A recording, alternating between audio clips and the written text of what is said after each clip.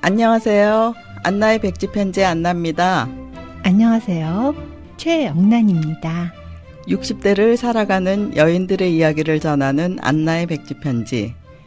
이번 달은 북하우스 출판사 지하 북카페에 있는 디어 라이프 아카데미에서 만난 사정수 선생님을 모시고 이야기를 나누어 보려고 합니다. 안녕하세요. 안녕하세요. 사정수입니다. 안녕하세요. 양정모입니다. 안나로부터 서교동에 있는 북카페 디어 라이프에서 8주간 진행되었던 나를 위한 마이 라이프 스토리 쓰기 수업 이야기를 많이 들었어요.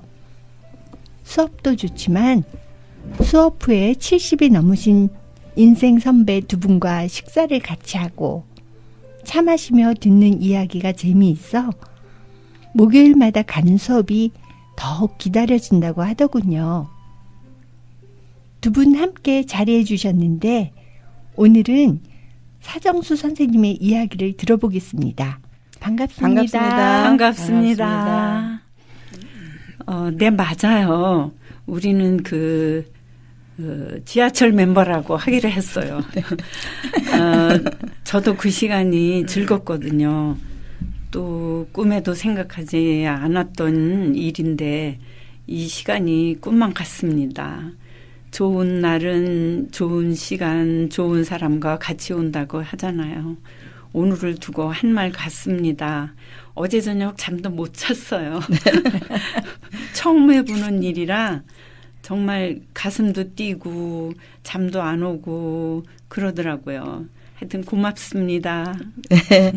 글쓰기 수업에서 쓴 글을 같이 읽고 우리 합평을 봤는데 선생님의 살아오신 글 몇 편만 들어도 경험에서 오는 삶의 연륜이 느껴졌어요. 특히 가출이란 글은 대반전을 보여주는 글이었어요. 우리가 상상하는 가출을 넘어 파타고니아까지 가신 것이 놀라웠어요. 선생님은 이전에도 글쓰기를 배우신 적이 있으신가요? 글쓰기를 배운 적은 없고요. 학창시절 국어 시간에 배운 것이 다거든요.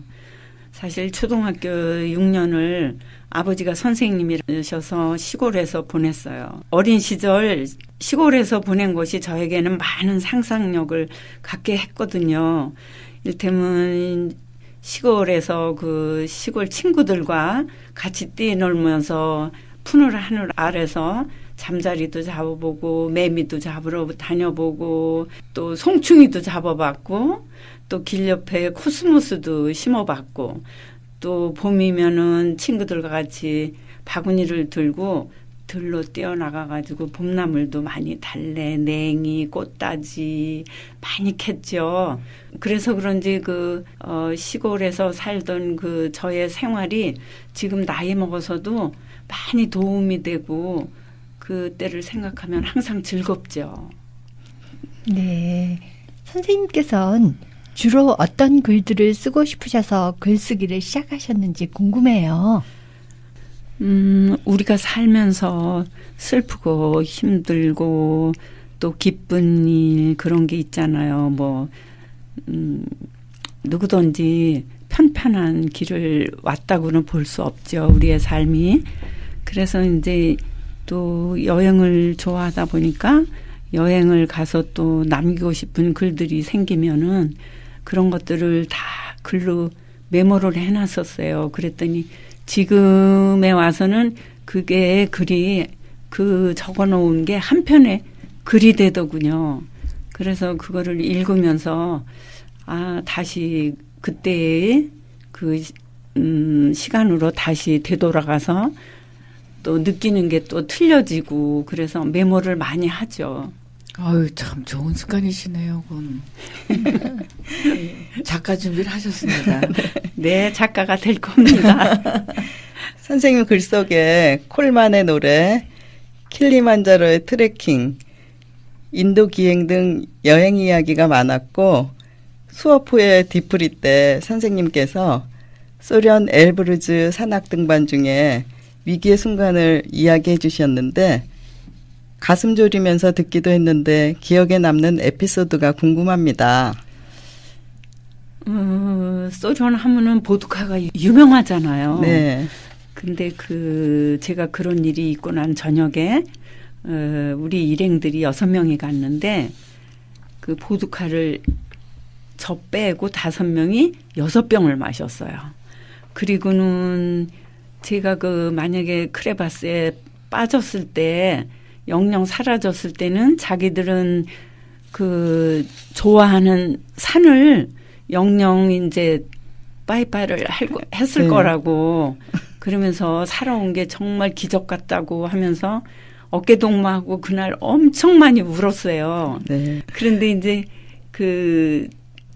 거기 가이드가 54살이었는데 그 얼굴에 좀 이렇게 수염이 많이 나고 뭐 잘생기진 않았는데 그 숙소에 내려와가지고 그 가이드 빅토르를 볼 때 제가 그 하얀 눈밭에 그 고글을 집어 던지고 그 빅토르한테 달려가서 그 수염난 얼굴에 뽀뽀를 수십 군데 했어요.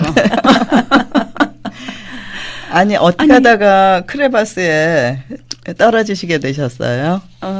그때가 이제 그 설상차를 4,200m까지 타고 올라갔는데 거기에서 내렸을 때 바람이 조금씩 불더라고요. 그런데 이제 이제 가이드가 그래도 날씨가 좋다고 예보를 했으니까 그냥 우리가 산행을 잘할 수 있을 거라 그래서 이제 바람이 조금씩 부는데도 이제 전부 완전 무장을 하고 그리고 올라갔죠. 근데 제가 5,200m에서 바람에 날아갔거든요. 근데 가는 도중에 제 스틱이 부러졌었어요. 그래가지고는 그 스틱이 부러진 걸로 올라가다 보니까 제가 이제 이게 중심이 잘 안 잡히니까 불어오는 바람에 힘도 없고 그러다 보니까 그냥 바람에 휩쓸려서 눈밭으로 그냥 굴렀죠. 날아가신 거네요. 날아갔죠. 바람에. 날아갔는데 세상에. 하여튼 거꾸로 내려가는데 그냥 아주 몸이 편안하더라고요. 온 힘을 다 썼다가 이게 힘을 놓으니까 죽을 때 이렇게 편안하게 죽는구나. 네. 죽는 사람들이 산에서. 네. 그때는 근데 한참 내려가다 보니까 살아야 되겠다는 생각이 들더라고요. 그리고 아이들의 목소리가 그냥 이렇게 필름처럼 지나가고 귀에 들리더라고요. 그래서 살아야 되겠다. 나 이대로 죽으면 안 돼 하고 부러진 스틱을 머리 위에다 꼽았어요.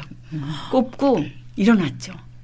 일어나서 보니까 아무것도 안 보여요. 네, 그래가지고 이제 거기서 있는 힘을 다해서 이제 소리를 질렀죠. 이제 뭐 살려달라 소리도 안 하고 그냥 라는 그런 소리만 계속 질렀어요. 그때 그냥 아무것도 안 보이고 바람 소리만 들리는데 그 빅토르가 나타나가지고 Don't worry, 마담 하면서 제 팔을 했는데 꼭 유령이 나타나서 제 팔을 잡는 것 같아가지고 놀리게 했는데 그 다음에 제가 실신을 했었어요. 완전히 실신을 해서 어떻게 설상차에 다시 실렸는지도 모르고 그때 상태는 그랬죠. 생사의 위기에서 살아나셨네요. 네, 맞습니다. 제 2의 인생을 살고 있습니다. 선생님은 여행을 많이 다니셨는데 여행지를 택하는 기준이 무엇인지 궁금하네요. 제가 자연을 벗삼아서 걷는 것을 항상 좋아합니다. 그리고 특히 남들이 가지 않는 그 오지를 택해서 많이 가고 있어요. 글쎄요, 꼭 기준이라기보다는 제가 걷는 것을 좋아하다 보니까 많이 오지를 택하고 있죠. 그리고 평상시에 이제 시내를 걷더라도 같은 길을 매일 걸어도 꼭 한 2정거장이나 3정거장쯤은 매일 걸어 다니죠. 차를 안 타고. 교통비를 아끼려고 그래서가 아니라 도시의 하나하나 변하는 모습이 재밌어요. 나름대로.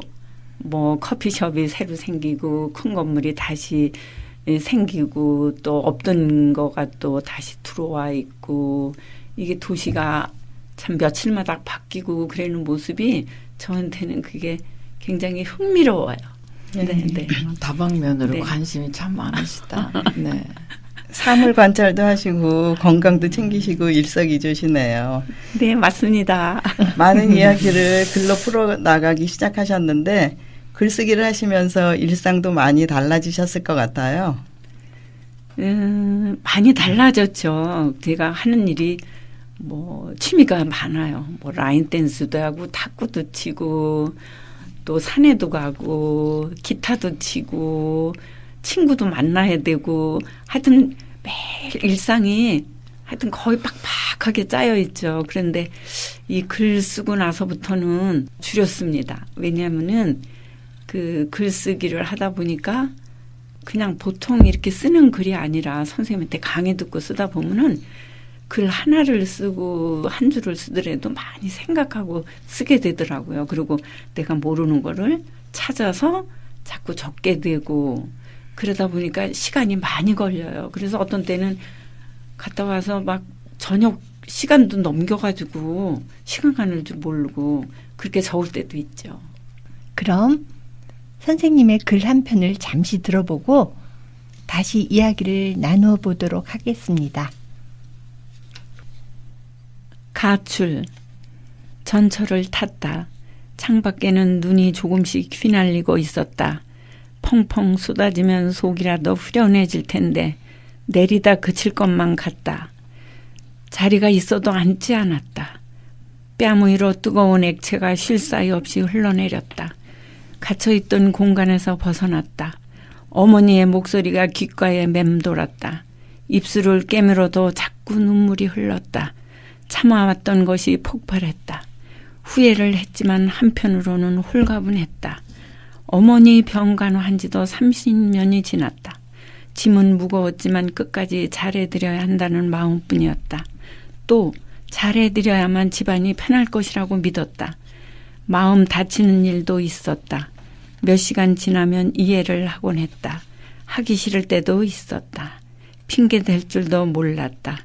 세월은 기다려주지 않았다. 70이 되어 갔다. 가고 싶은 곳, 배우고 싶은 것도 많았다. 어머니는 식사도 잘못하시고 누워 계신 지 2년이 흘렀다. 젊어서부터 병원과 약을 안고 평생을 사셨다. 내가 어릴 때 어머니 편찮으신 것이 싫었다.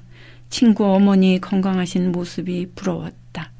어머니 집에서 간하고 살림을 했다. 어머니가 드시고 싶으신 것은 다 해드렸다. 정성껏 간호했다. 어머니 병환은 기퍼만 갔다. 병원에서는 잡수시고 싶다면 다 해드리라고 했다. 아버지는 병원에서 하는 말을 믿지 않으셨다. 무슨 일이 있어도 살리신다고 하셨다. 아버지의 마음을 충분히 이해했다. 그러나 지나치셨다. 몸에 좋다는 것은 다 사오셨다. 어머니는 억지로 먹는 것을 거부하셨다. 아버지의 집념이 너무 강하셨다. 잔소리는 점점 심해지셨고 화를 내시는 일도 빈번해졌다. 어머니가 사이다 마시는 것도 싫어하셨다. 아버지 연세는 90세였다. 노망이 들은 것도 아니었다. 이해를 하려고 해도 이해할 수가 없었다. 참았다. 스트레스가 쌓여갔다. 70이 다 된 딸은 생각하지도 않으셨다. 시간이 갈수록 간호를 못한다고 화를 자주 내셨다. 서운함이 밀려왔다. 동생들은 직장이 있다는 핑계로 일요일 아침 잠깐 들렸다 갔다. 여동생이 도와주기는 했지만 몸이 아파서 못한다고 했다. 무엇이든지 돈으로 해결했다. 혼자 살고 있으니 만만한 것이 누님이고 언니였다. 내가 못하겠다고 하면 요양병원으로 가셔야만 했다. 사람을 써도 아버지 성화에 그만둘 곳이 뻔했다. 어머니는 밀로 된 음식을 좋아하셨다. 부침개, 만두, 칼국수 등을 좋아하셨다. 원하실 때마다 아버지 몰래 해드렸다. 들켰다. 화를 내셨다. 몸에 안 좋은 음식만 만들어 먹인다고 하셨다. 간호하는 것이 아니라고 하셨다. 모두들 죽을 때만 기다리고 있다고 하셨다. 가라고 하셨다. 그 말 한마디가 섭섭하고 충격이 컸다. 짐을 꾸렸다. 아버지가 다 하세요. 라는 말을 남기고 나왔다. 눈에서는 쉴 사이 없이 눈물이 흘렀다. 가지 말라고 부르시는 어머니의 목소리를 뒤로 하고 나온 것이다. 힘든 벽을 깨고 나왔다. 겨울에 찬바람이 불어왔다. 가슴 속으로 시원하게 파고들었다. 해는 지고 어두워졌다. 집이 아닌 다른 곳으로 가고 싶었다. 어디로 가야 하나 생각이 나지 않았다. 평소에 가고 싶었던 파타고니아로 떠나야 되겠다고 결심했다. 남아메리카 끝에 있고 지구에서 가장 먼 곳에 있는 곳으로 정했다. 멀리 가고 싶었다. 마음이 변하기 전에 티켓을 샀다. 어머니가 마음에 걸렸다. 고달팠던 일들을 잊으려고 했다. 카타르를 거쳐 상파울로로 가는 비행기를 탔다. 비행기는 땅을 박차고 하늘로 올라갔다. 지구의 끝에 있는 파타고니아로 떠났다.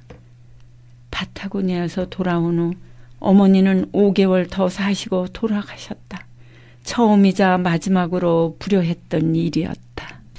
우리가 부모님과의 이런 얽힌 이야기들 많이 하지만 그래도 속상한 일 있을 때 가출하면 친척집이나 친구집을 많이 가는데 선생님은 파타고니아까지 가셨다는 이야기가 대반전이신 것 같습니다. 네, 용기가 대단하세요. 제가 파타고니아를 택한 이유는 있어요. 왜냐하면은 제가 60세의 젊은 아이들과 7명에서 남미 배낭여행을 40일 한 적이 있거든요. 근데 그때의 파타고니아를 못 보고 왔습니다. 그래서 거기를 언젠가는 꼭 한번 가보고 싶었거든요. 그래서 항상 마음에 파타고니아 가야 되겠다 하는 마음이 항상 마음 구석에 자리 잡고 있었어요. 그래서 그래 이번 기회에 떠나자 하고 그쪽으로 마음을 정했었습니다. 살면서 그런 가출 모두 생각하고 살지요. 그게 실행하지 못해서 용기가 없어서 그렇죠. 저도 디어라이프 북카페의 안내를 따라 구경 간 적이 있는데 카페 분위기가 아늑하고 책들도 많이 진열되어 있어 카페가 있는 작은 도서관을 방문한 느낌이었어요. 디어라이프에서 제가 글을 배우기 시작하고 달라진 거는 책을 더 많이 보고 또 뭔가 제가 하고 싶은 게 또 많아지더라고요. 그래가지고 또 글 속의 주인공도 한번 돼서 또 움직여보고 또 글 속에서는 제가 마음대로 날아다닐 수 있는 그런 상황이 되더라고요. 그래서 배고픈 것도 모르고 친구 만나는 것도 항상 뒤로 미루고 취미 생활도 좀 줄이고 많이 생활을 하죠. 그래가지고는 제가 갈비탕을 좋아하는데 네. 갈비탕을 한 달에 두서너 번은 먹습니다. 네. 근데 갈비탕 먹으러 가는 것도 없어졌어요. 선생님과 나를 위한 마이 라이프 스토리 쓰기 일기에서 만나 한 사람의 소중한 인생을 알게 되어 참 좋았습니다. 생사를 넘나들었던 등반 이야기도 인상적이었고요. 밤을 새며 글을 쓰다 문득 눈에 들어왔던 달빛 이야기도 좋았고요. 인생을 기록하는 일이 참 중요하다는 것을 새삼 느끼게 되었습니다. 네, 맞아요. 살면서 생각하지 않고 지나치는 것들이 글을 쓰고부터는 예사로 보이지 않았어요. 지하철이나 길에서 꼭 메모를 하죠. 또 며칠 전에는 골목을 가는 두 노부부를 보면서 예전에는 그냥 지나쳤던 게 글을 쓰고 나서부터는 저 노부부에 대해서도 내가 뭔가를 글을 쓸 수 있는 힘이 생겼죠. 그래가지고 항상 침대 위에나 가방 속에 메모지를 꼭 넣고 다닙니다. 작가의 길로 접어들고 계시네요. 네, 작가 될 겁니다. 제 버킷리스트에 네. 그 100일장에서 상 타보기, 또 그 책 한 권 써보기 죽기 전에, 또 작가 되기. 그게 새로이 그 버킷리스트에 올려 있습니다. 꼭 이루시길 바랍니다. 네, 네, 꼭 감사합니다. 이루세요. 네, 감사합니다. 종강날 선생님의 기타 소리에 맞춰 일기 수강생들이 노래 부르는 모습이 디얼 라이프 블로그에 올려져 있어 보았는데요. 70이 넘으신 나이에도 열정적으로 살아가시는 모습이 참 아름다우세요. 아, 예쁘게 봐주셔서 감사합니다. 아, 옆에서 봐도 참 부러워요. 아유, 별 말씀을 모습이. 다 해서. 아직 뭐, 나이 먹고 배우다 보니까 그렇게 뭐 손도 잘 안 움직여지고 또 그게 연습을 한다고 해도 빨리빨리 익혀지지가 않더라고요. 젊은 사람들처럼. 그래, 뭐 잘 치진 못했는데 진짜 제가 기타 배운 지 1년 됐는데 처음으로 거기 그 디얼 라이프에서 연주를 해봤으니까 네. 떨리더라고요. 그래도 저희들 모두 즐거운 시간이었습니다. 아유. 아, 지나간 그래서- 노래 같이 노래하면서 그때 진짜 정말 즐거웠었어요. 네, 아이, 감사합니다. 근데 사실 저는 강진 선생님 2시간 강의만 들어도 너무 좋거든요. 그래서 이제, 글을 배우고 나니까 이제 욕심이 생기는 거죠, 저한테. 그래서 끝까지 해보겠습니다. 작가가 되는 거죠. 이를테면. 응원합니다. 네, 감사합니다. 디얼 라이프 북카페 모토도 당신의 삶을 응원합니다라고 들었어요. 선생님께서는 글쓰기 일기에 이어 이 기도 신청하셨는데 수강생으로서 더욱 행복하고 멋진 삶을 향해 나가시길 응원합니다. 그리고 나를 위한 마이 라이프 스토리 쓰기 후속 프로그램으로 나를 위한 마이 라이프 스토리 북 출판 과정 수업도 들으셔서 선생님의 반짝이는 눈빛보다 더 반짝이는 작품이 나오기를 기대합니다.